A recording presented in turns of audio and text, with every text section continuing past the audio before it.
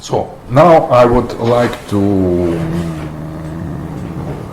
express, first of all, our fascination of your exposition, and to say some words concerning Russian Orthodox eschatological vision of the situation.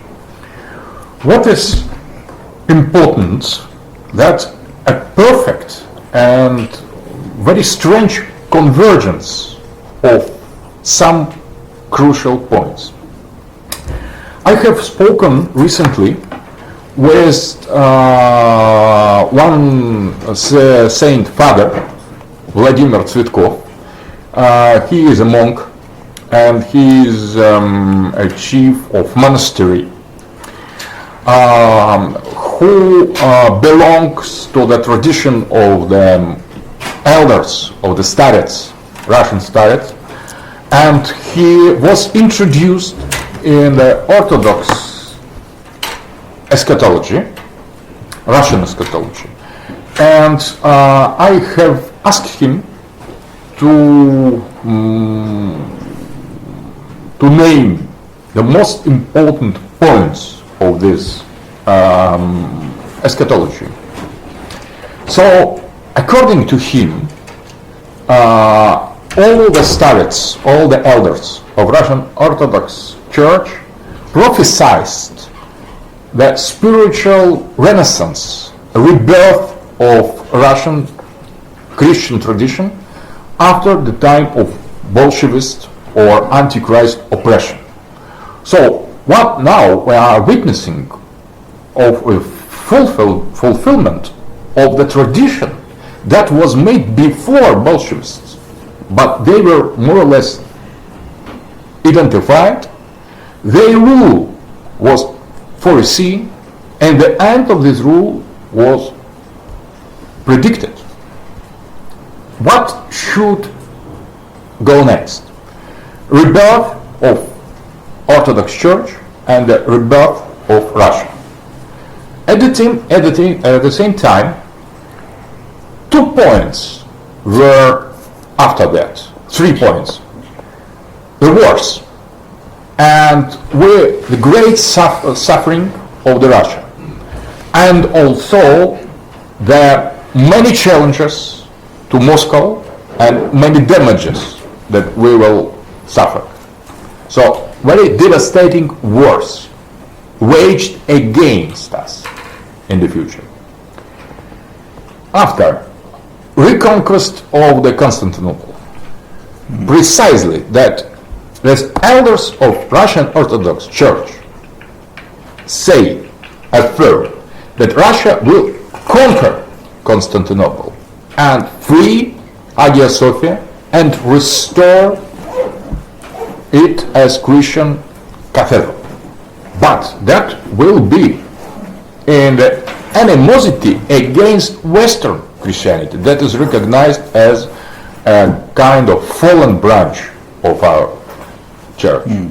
So it is that all concerns only Orthodox Eastern Christian tradition. And the last thing, that was the great war against Israel and the reconquest of Constantinople. So there are not Muslims mentioned expressly, but that rebirth of Christendom in Russia, reconquest of Hagia Sophia in Constantinople, and the war against Pax Judaica.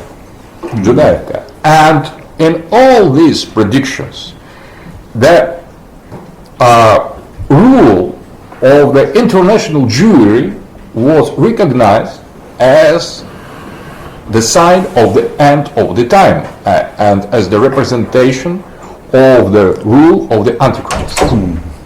So there is perfect convergence with what you have said, and that is also quite opposite to what Salafi Muslims affirm, because they are for alliance with the West and against so-called Russian oppression against Muslim minority. So we have two global visions, not one Christians, the other Muslims, but two global visions, one Muslim Christian that you defend and we defend, and the other Muslim Christian vision that is defended by Westerners, the Zionists, and the Jews. So you have promptly pointed out that the idea of the Jews is not the all of them. No. So, and that gives the possibility to regard the third monotheistic phase as double. So they are part of the Jews. They will be. I think that major part of the Jews will be on other That's right. side, but there will be a little part, maybe few of them, on our side. Right. That's right. So it is a kind. What is important that this line, eschatological line, divides not religions between themselves, but inside of three religions there are two contradictory eschatological positions. Only two in Islam, represented by Sheikh Imran Hussein, and by, I have spoken some days ago with President of Iran, Mahmoud Ahmadinejad, personally, and he confirmed absolutely eschatological vision. The only difference in the vision of Imran Hussein, Ahmadinejad, the role of Mahdi played in this situation, because Imran Hussein stresses the point of the return of the Jesus, and the Iranian stress the point of return of Mahdi. That is difference. But geopolitically speaking, that is absolute convergence between Iranian eschatology and eschatology expressed by Sheikh Imran Hussein.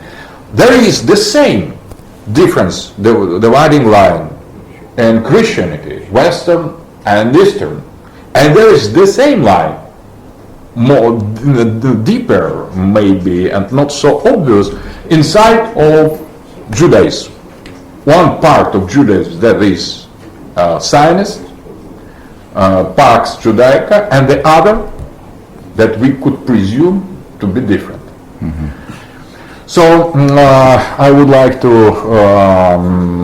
thank you for your exposition, and maybe you could develop some point concerning this astonishing convergence of two forms of eschatological thought.